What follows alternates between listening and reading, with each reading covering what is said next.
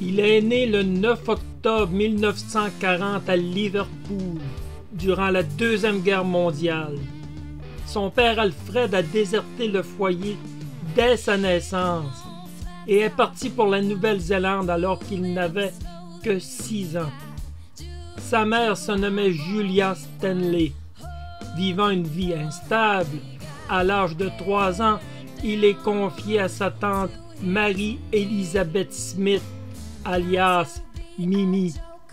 Sa tante s'occupera de lui jusqu'à son âge adulte et sera en quelque sorte sa vraie mère. À l'adolescence, il gratte la guitare, il forme un groupe. Il rencontrera Paul McCartney, qui deviendra son grand ami. Ensemble, ils fonderont les Beatles. Ils seront les auteurs de l'un des plus grands catalogues de chansons populaires de l'histoire. Voici l'histoire de John Lennon.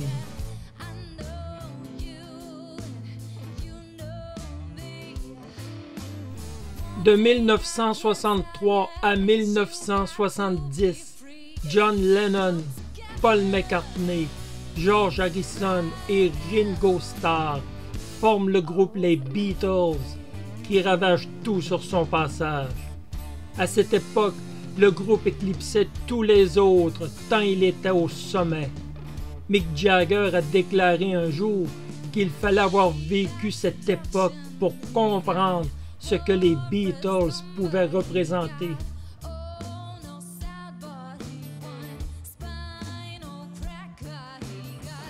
Mais l'usure du temps, les mésententes artistiques et financières finiront par avoir raison du groupe qui était ensemble depuis une douzaine d'années. Lennon, de son côté, avait rencontré en novembre 1966 Yoko Ono, dont il s'était follement épris durant les mois suivants. Peu à peu, son centre d'intérêt va se transporter des Beatles jusqu'à elle. Un certain désintéressement de sa part culminera en septembre 1969, alors qu'il annonce au groupe que c'est terminé pour lui, qu'il quitte les Beatles.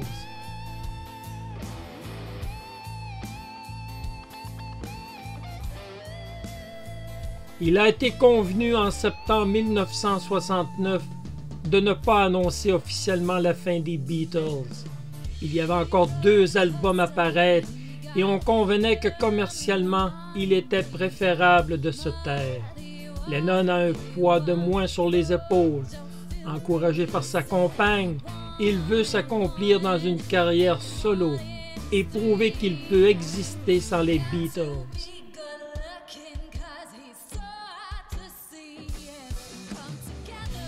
Durant cette première année de liberté artistique, Lennon sera actif. Le 20 mars 1969, Yoko Ono et lui se marient à Gibraltar. Par la suite, le couple s'engagera dans le fameux Bed-In qui fera parler la planète entière. Il y aura 2 Bed-In. Le premier à Amsterdam du 25 au 31 mars 1969 à l'hôtel Hilton. Le procédé est simple. Le couple parle de paix dans le monde et reste au lit toute la journée, tout en invitant les journalistes dans leur chambre de 9h à 21h. La presse, qui ne demande que ça, envahira la chambre de Lennon à chaque jour. Lennon, toujours très verbeux, alimente sans peine les reporters.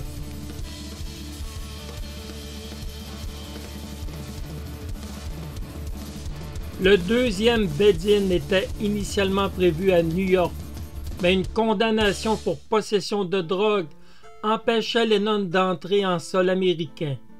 Le couple décida par la suite de se rendre à Montréal, à l'hôtel Reine-Élisabeth, dans la chambre 1742. Le couple sera à Montréal le 26 mai pour une durée de 8 jours. Une fois de plus, les journalistes et diverses personnalités du monde du spectacle iront à la rencontre du couple. Lennon et Yoko, vêtus de blanc, sont toujours au lit, causant avec tous les visiteurs des journées durant. Le bed-in de Montréal est publicisé au maximum. On ne parle que de ça, et Lennon est toujours en verve, avec une conversation qui ne manque jamais d'intérêt. C'est aussi lors de ce bed-in que Lennon enregistrera en direct sa première chanson en solo, Give Peace a Chance, qui deviendra avec le temps l'une de ses chansons les plus emblématiques. Il lancera cette chanson en juillet 1969, en plein milieu des enregistrements du dernier disque des Beatles, Abbey Road.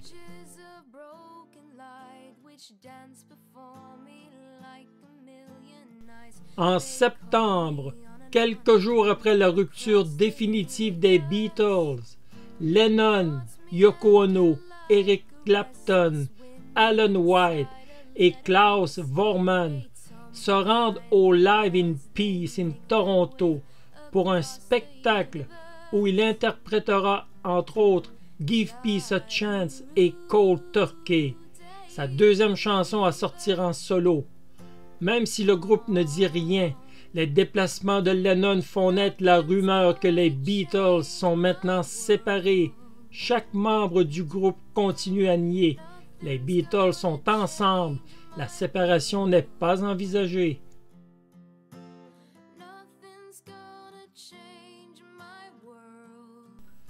Lennon, de son côté, en cette fin d'année, a déjà fait paraître des albums expérimentaux qui ne sont pas à proprement parler de la vraie musique.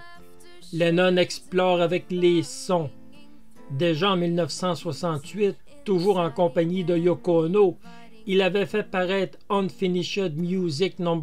1, Two Virgins, un album qui mélange des bruits, des discussions. La pochette fit scandale en dévoilant le couple nu de face et de derrière. Paul McCartney avait précédemment conseillé à Lennon de ne pas faire pareille chose, qu'il risquait de nuire à sa réputation. Mais Lennon, en cette fin d'année 1968, était déjà bien ailleurs.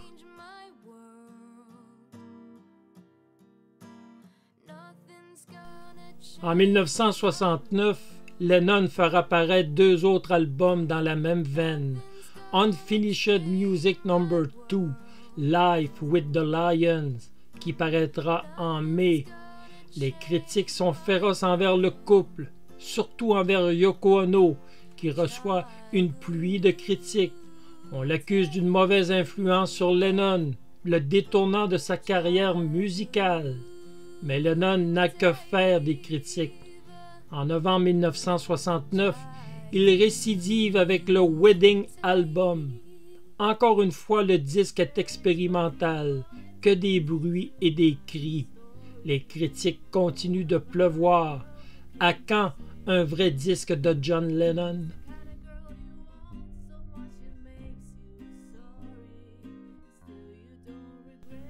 Lennon en profitera aussi pour sortir un album live en décembre. Sa prestation à Toronto en septembre, qui s'intitulera Plastic Ono Band Live Peace in Toronto, où la première face nous présente 6 titres chantés par Lennon. L'album se rendra jusqu'à la 10e place du Billboard américain et vendra 1 million de copies, tandis qu'au Royaume-Uni, c'est l'indifférence la plus complète, l'album ne rentrant même pas dans les classements. En février 1970, une troisième chanson va paraître sous forme de 45 tours, l'excellent Eastern Karma. À noter que Phil Spector est à la production avec son fameux mur du son. D'autres collaborations entre les deux vont survenir dans les années suivantes.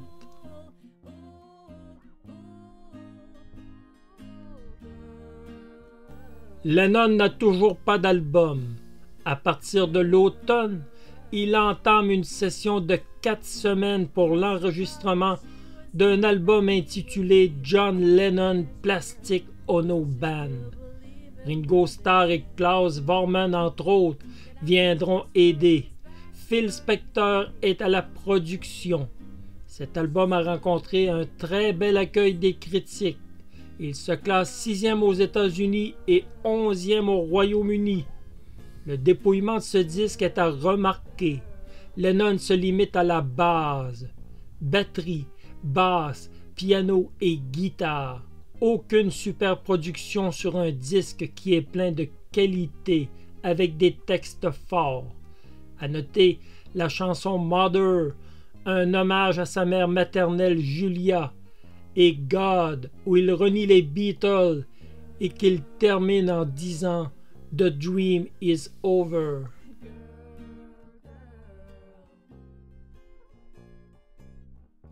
L'année 1970 sera aussi celle où le couple Lennon-Ono suivra une thérapie chez le docteur Yanov, le spécialiste du cri primal. Cette thérapie qui demandait aux patients de crier et pleurer toutes les frustrations de leur enfance. Lennon dira qu'il en a tiré des bienfaits. Lennon a des problèmes de consommation qui le tenaillent depuis 1967. Il est accro en particulier à l'héroïne. À cette époque, il n'est pas encore au bout de ses peines. Ce n'est qu'en 1975 qu'il parviendra définitivement à remettre de l'ordre dans sa vie. En mars 1971, Lennon sort une autre chanson hors album, une chanson contestataire, Power to the People. C'est encore un beau succès, avec une 6e place au Royaume-Uni et une 11e en Amérique. L'année est encore fort occupée. On entend souvent parler de l'ex-Beatles. La séparation des Beatles est devant les tribunaux. Yoko Ono, elle aussi, pour la garde de sa fille Kyoko.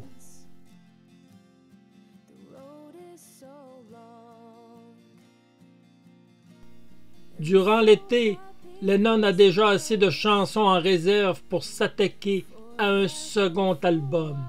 Cette fois-ci, ce sera le plus grand disque de toute sa carrière.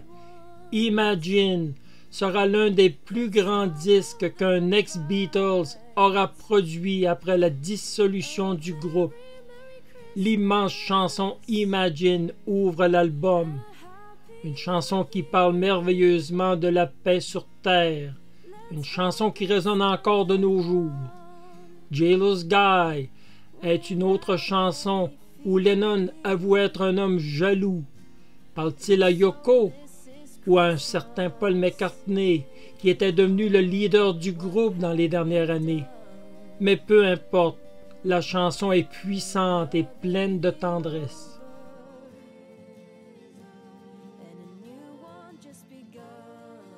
Si Lennon est de son aveu un homme jaloux, il peut montrer un côté beaucoup plus acerbe. Sur la deuxième face du disque, on retrouve la chanson How Do You Sleep, où il règle ses comptes avec Paul McCartney. Il l'accuse notamment de n'avoir écrit que la chanson Yesterday, que le reste de sa musique sonnait très mal à ses oreilles. Le différend entre les deux amis est profond. Il faudra du temps avant qu'un certain rapprochement se produise entre les deux. Quoi qu'il en soit, Imagine est l'album de toutes les réussites. Un disque étoffé, avec Phil Spector à la production. Cet album consacre John Lennon avec des premières places en Amérique et en Angleterre.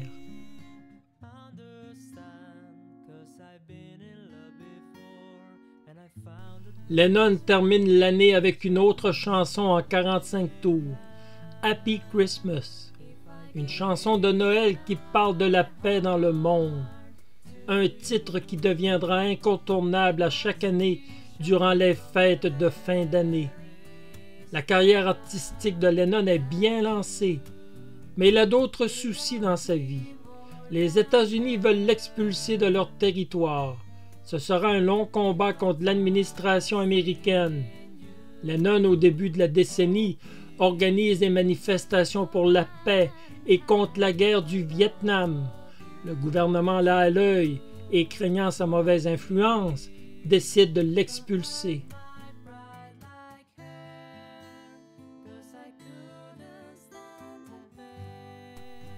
Lennon et Yoko Ono se sont fortement impliqués dans le mouvement anti-guerre.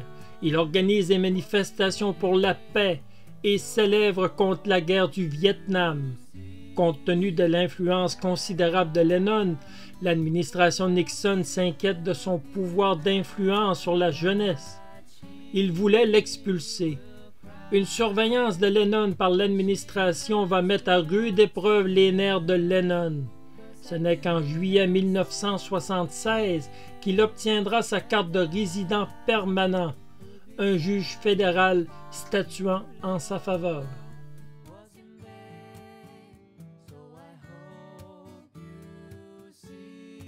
En 1972, Lennon connaîtra un premier revers dans sa carrière post-Beatles. En juin, c'est l'apparition de Sometime in New York City. L'album est mal reçu pour quelques raisons. Le disque est résolument politique, ce qui ne plaît pas à tous. Le disque est en duo avec Yoko Ono. Lennon chante 7 chansons et Ono 3. Yoko Ono est généralement méprisé par la presse. L'occasion était trop belle pour les critiques qui décriaient une implication trop grande de sa part. L'album avait quand même quelques bons titres, mais était en net recul en comparaison de ses 2 premiers disques. La production de Phil Spector rendait un son confus et étouffé. Sometime in New York City aura des ventes décevantes, avec une 48e place en Amérique et une 11e au Royaume-Uni. Ce sera la dernière fois que Lennon écrit des chansons engagées. Ses prochaines chansons seront beaucoup plus personnelles sur la vie de tous les jours et sur ses tourments.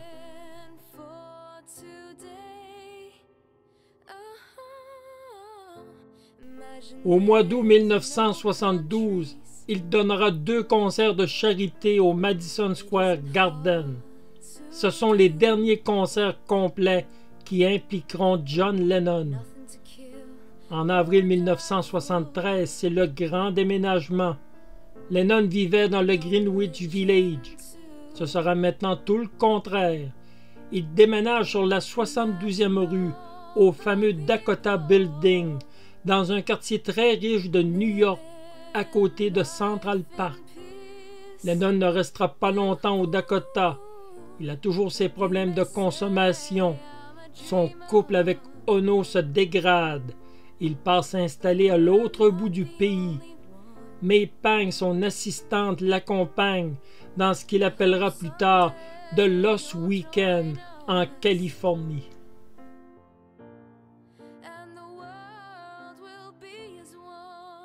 Son séjour en Californie durera 18 mois.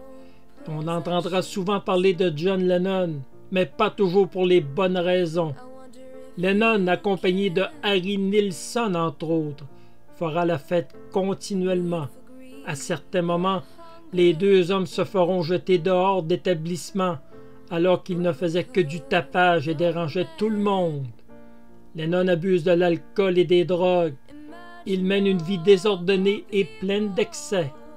Malgré tout, il renouera avec son fils Julien, qu'il avait délaissé depuis plusieurs années. Il renoue aussi quelque peu avec Paul McCartney, malgré que toutes les blessures du passé ne sont pas encore guéries. Il rencontrera même sa première femme Cynthia, qui tentera de refaire vie commune avec lui.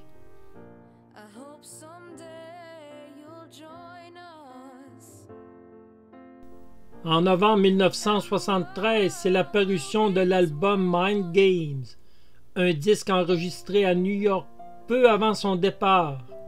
Même si Lennon est seul cette fois-ci, L'accueil demeure mitigé.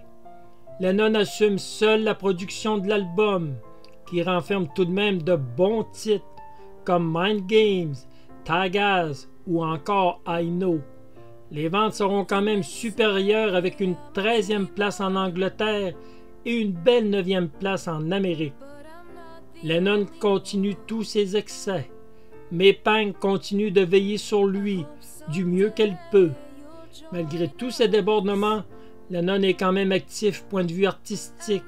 Durant ces 18 mois, il continue à composer des chansons pour un futur album.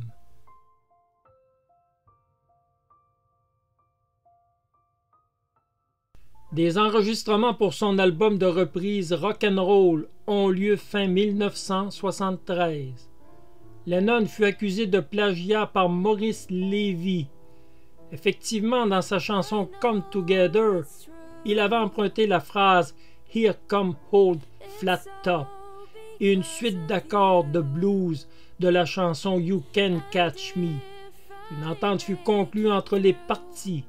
Lennon enregistrerait 3 chansons de Chuck Berry en compensation, ce qui donnerait un montant substantiel en droits d'auteur à Maurice Levy, qui détenait les droits sur les chansons.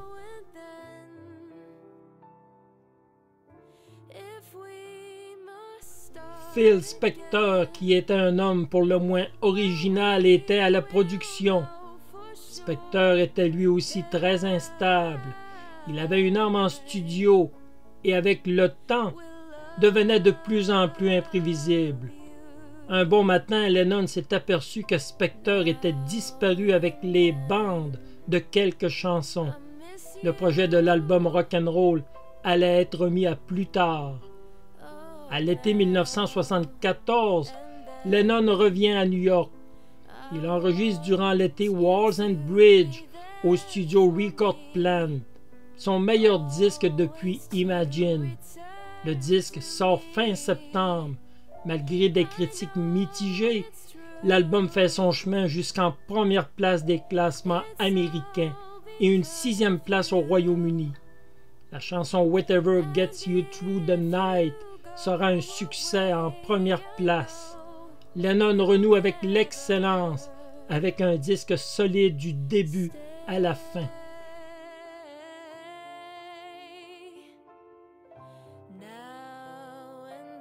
Lennon ne perd pas de temps. En octobre, il s'attelle sérieusement à la tâche. Une session d'enregistrement, toujours à New York, où il enregistre son 6e album, Rock'n'Roll, superbe compilation de standards des années 50.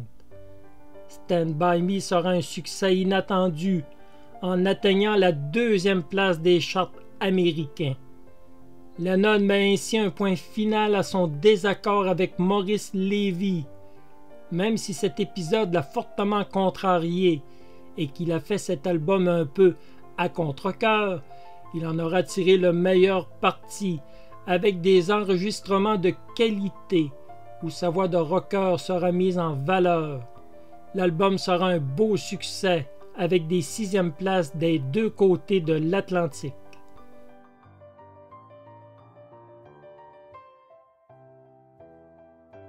Le 28 novembre 1974, Lennon fait une apparition surprise sur scène dans un spectacle d'Elton John, qui est l'un de ses bons amis.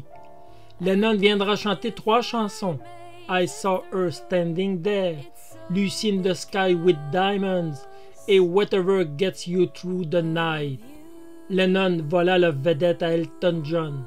La foule lui réserva un accueil monstre. Nul ne pouvait se douter à cet instant qu'ils assistaient à la dernière présence de John Lennon sur une scène. C'est aussi durant cette soirée, par l'entremise d'Elton John, que Lennon renouera avec Yoko Ono. Lennon ne revient pas immédiatement au Dakota, mais les retrouvailles avec Ono annoncent de beaux jours pour lui.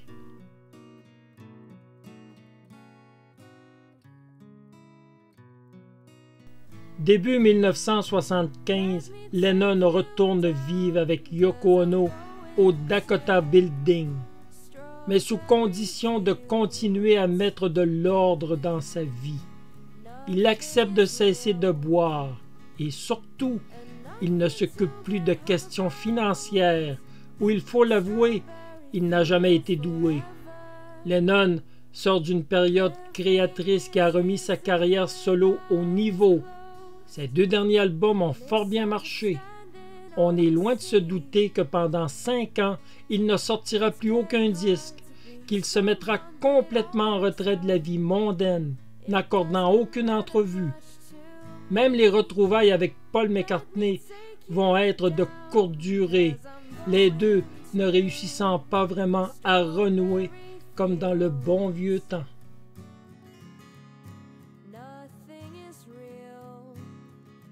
Le 9 octobre 1975, ce sera la naissance de son fils Sean.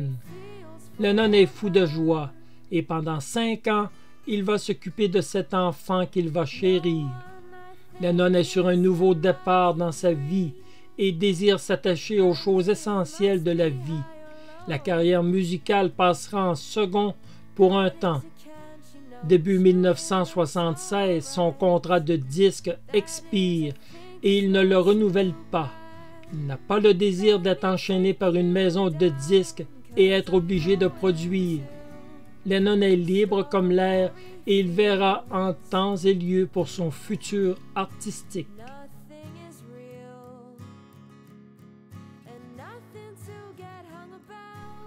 Lennon reçoit quelquefois des visites. George Martin, le producteur des Beatles, le rencontre en 1979. Il lui exprime son désarroi de le voir gaspiller son talent en étant inactif aussi longtemps. Lennon lui répond qu'un jour, il y reviendra en studio, mais que pour l'heure, s'occuper de son fils et faire du pain lui apporte beaucoup plus de satisfaction que d'écrire de la musique. Lennon semble inactif, mais en réalité, au cours de ces 5 années, il continue à écrire des chansons qu'il enregistre de façon rudimentaire sur une petite enregistreuse cassette. Le moment venu, il aura les chansons pour revenir, même si ce n'est toujours pas à l'ordre du jour.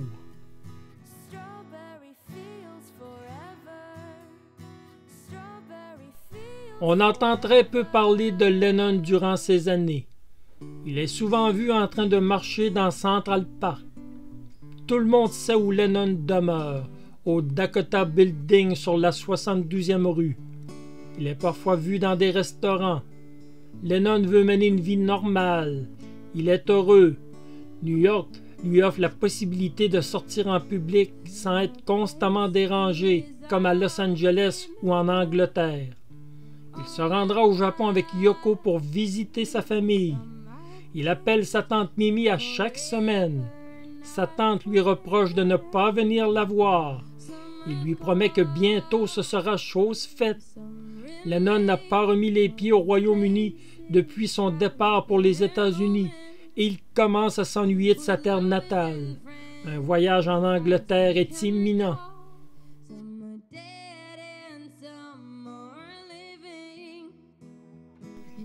À l'été 1980, Lennon décide de retourner en studio. Il a suffisamment de chansons pour commencer une session d'enregistrement. Les musiciens qui sont engagés pour l'accompagner signent un contrat d'absolue confidentialité. Personne ne doit savoir que John Lennon est en studio.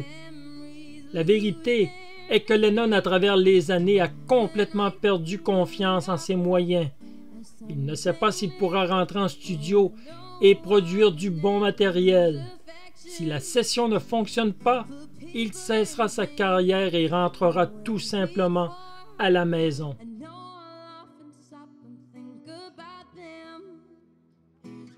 Le retour de Lennon s'ébruite tout de même dans le milieu. Les maisons de disques veulent le faire signer. Mais Lennon parle maintenant d'un partenariat entre lui et sa femme Yoko. Il ne veut pas signer seul. Dorénavant, ce sera des disques en duo. Les compagnies de disques vont vite déchanter et reculer. On veut John Lennon, pas Yoko Ono. Ce sera finalement une étiquette qui est à ses débuts qui acceptera les conditions de Lennon. Geffen Records signe le duo Lennon-Ono.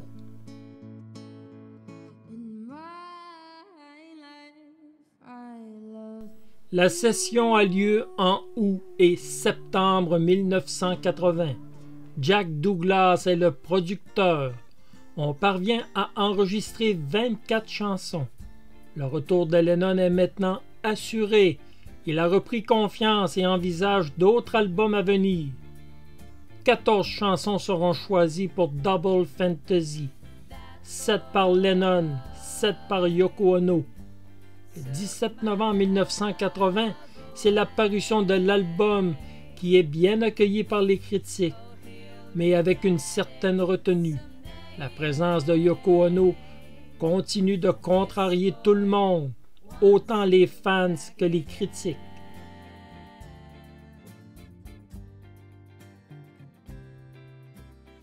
Lennon se fout de l'opinion des critiques. Il est heureux, il est de retour. Il estime que les chansons de Yoko sont admirables.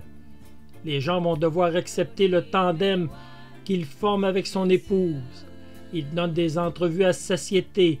Il est en verve comme à ses beaux jours. On se demande comment il a fait pour être silencieux pendant 5 ans. Lennon continue les sessions d'enregistrement. Un second album est prévu au courant de l'année 1981. Il est optimiste. Il envisage même de remonter sur scène. Il a plein de chansons qu'il veut faire connaître. Il en écrit une pour son ami Ringo Starr. Des jours heureux sont à venir. Et pourtant...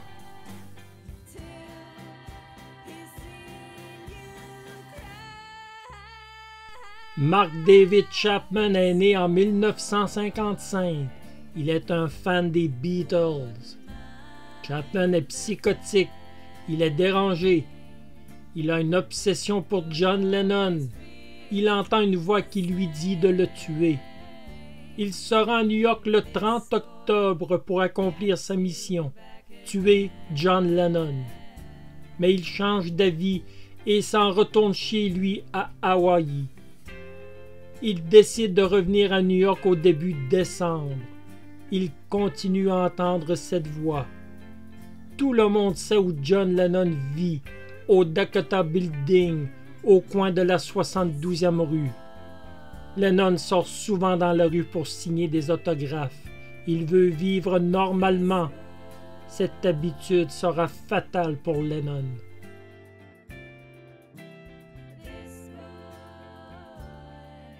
Le 8 décembre 1980, Lennon donne des entrevues durant l'après-midi. Il parle de ses projets futurs. Il espère vivre jusqu'à 80 ans. Et pourtant, un destin funeste l'attend. Vers 17 heures, il sort à l'entrée du Dakota pour signer des autographes, dont un à Mark David Chapman. Il lui signe son exemplaire de Double Fantasy.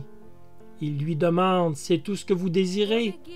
Et Chapman répond « Oui » d'un signe affirmatif.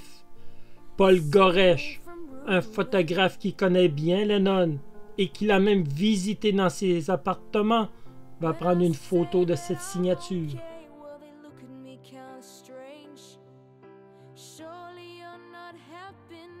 Lennon et Ono se rendent ensuite au studio Record Plant pour une soirée d'enregistrement pour la chanson Walking on the Tin Ice.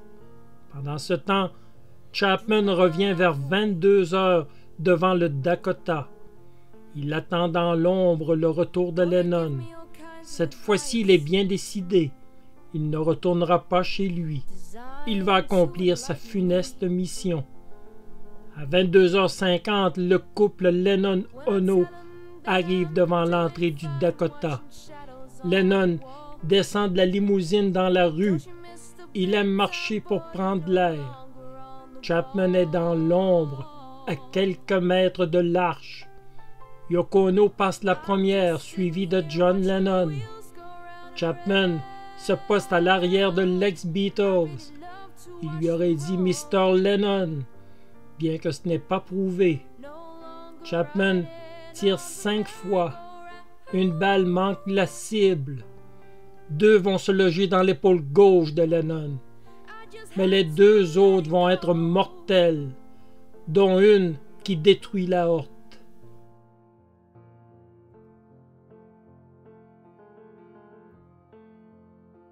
Lennon s'écroule, il se relève, il titube, il s'effondre de nouveau dans les marches quelques mètres plus loin. Le concierge Jay Hastings, qui est posté à l'entrée du Dakota, recouvre Lennon avec son uniforme. Il appelle les secours. Pendant ce temps, Chapman demeure sur place et lit un livre, l'attrape-cœur. Il est calme. Le portier demande à Chapman s'il sait ce qu'il vient de faire. Et Chapman calmement répond « Oui, je viens de tirer sur John Lennon. »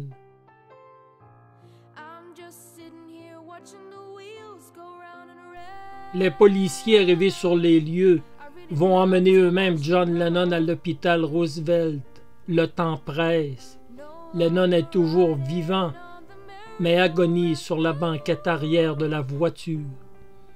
Lennon va parler quelque peu pour ensuite perdre conscience. Il est déclaré mort dès 23h07, seulement 15 minutes après les coups de feu. Les médecins en conférence de presse vont raconter qu'ils ont fait tout ce qui était humainement possible pour le sauver, mais que les dommages étaient trop importants. Il était impossible de ramener John Lennon à la vie.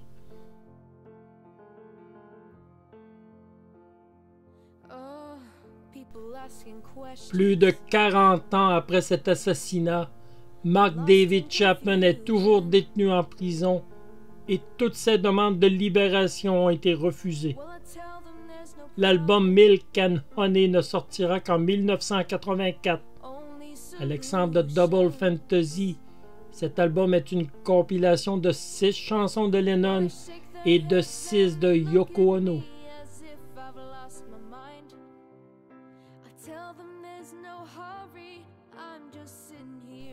John Lennon, l'un des compositeurs les plus influents de son époque, un homme qui a fait partie des Beatles, le groupe le plus populaire que la musique contemporaine aura connu, est assassiné le 8 décembre 1980 à New York.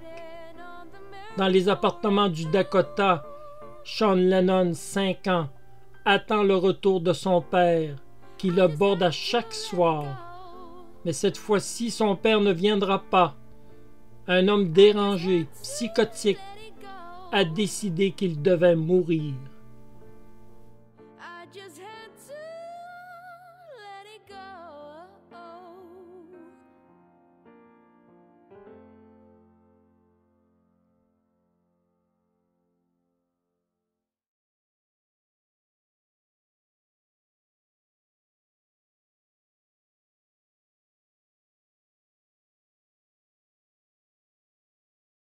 Can you make that strong coffee?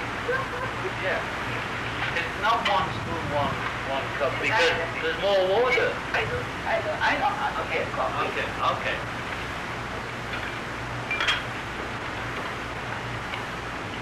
What is that?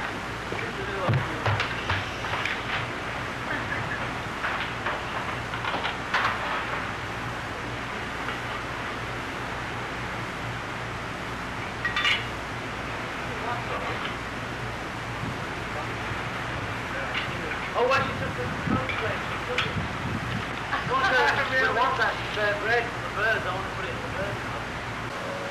Well, we had a very good lunch on this Sunday afternoon. Oh, yes, it was wonderful. Egg and tomato, peanut butter and honey.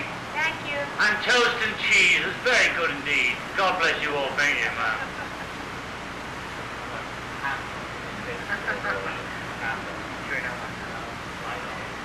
Yes, I do. Look at it.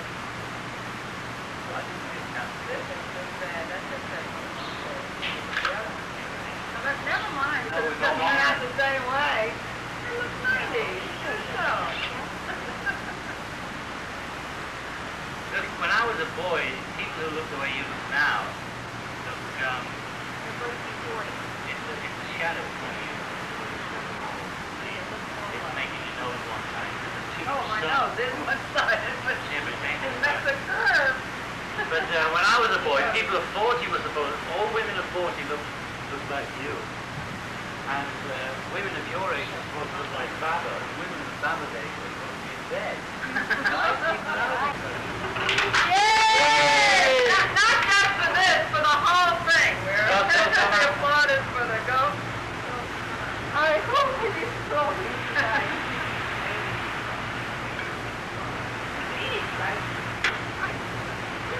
That's such a pretty pot. Really attractive.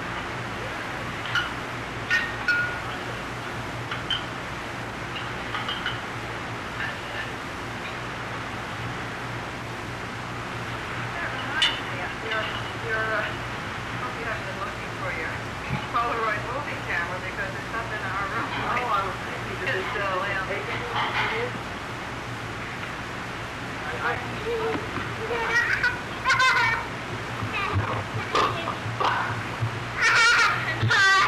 Oh my God, it's beautiful.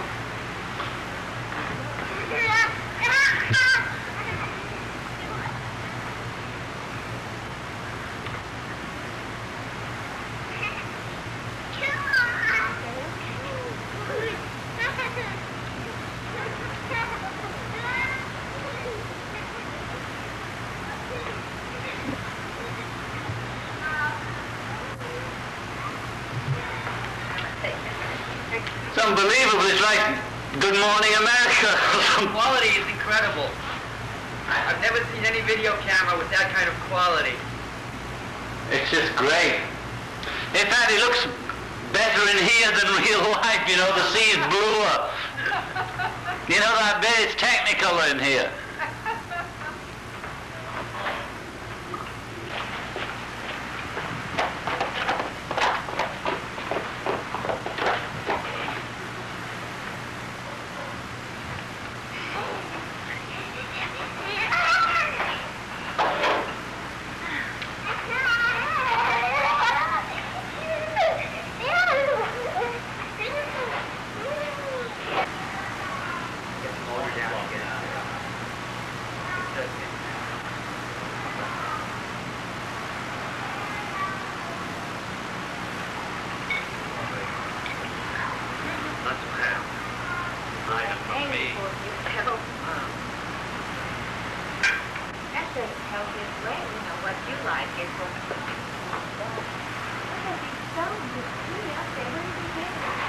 Because that big on collection.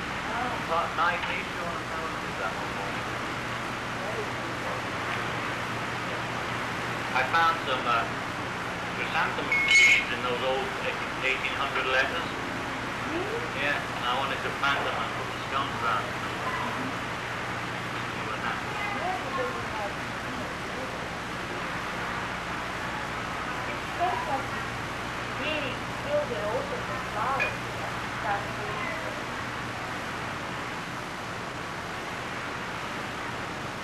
Already those are something of All these trees will be really lovely. It just feels like the right time, just to stop it. Yeah.